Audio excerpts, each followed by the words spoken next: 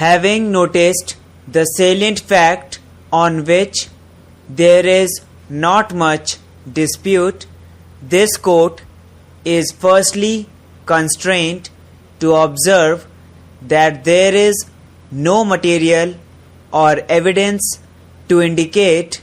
what steps the corporation took between 30 April 1996 to 3rd February 1998. There is not one shred of evidence to indicate as to whether any notice was issued to the petitioner during this period to participate in the disciplinary proceedings. As noticed above, although the order dated 24 April 1998 asserts that various dates had been fixed by the inquiry officer appointed on 17th February 1997, no such notice has been placed on the record,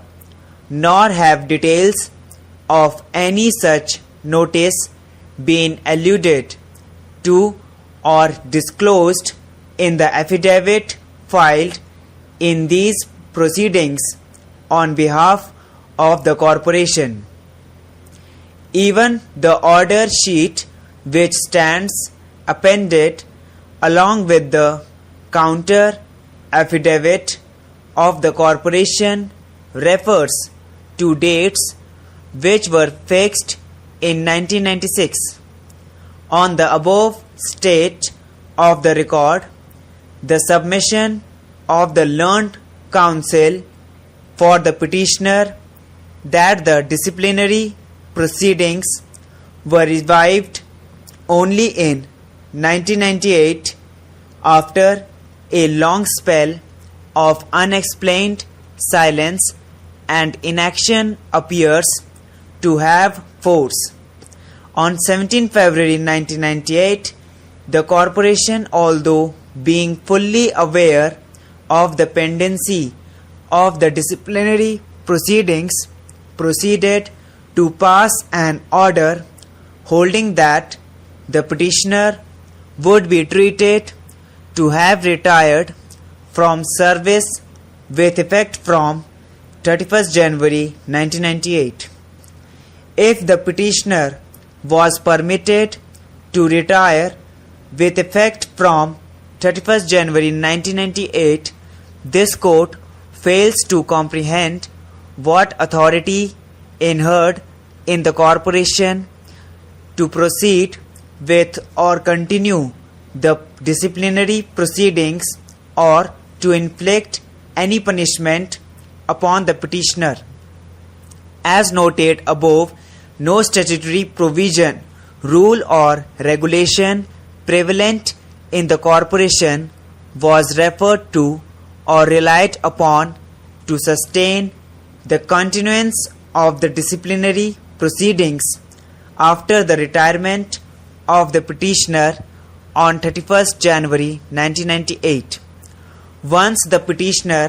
had retired from service, no authority vested in the corporation to continue with the disciplinary proceedings which had been initiated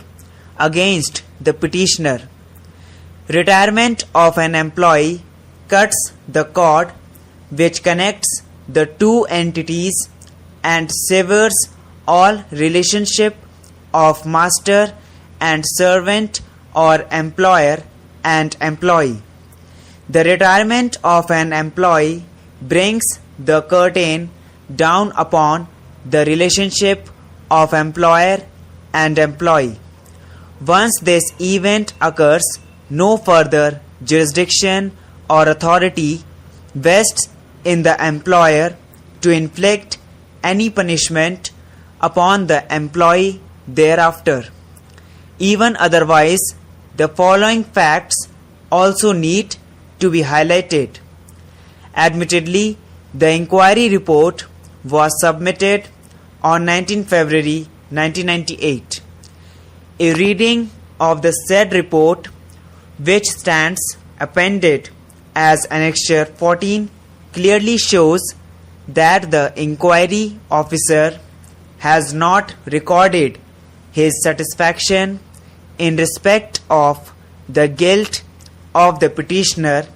on the basis of any material or evidence on record.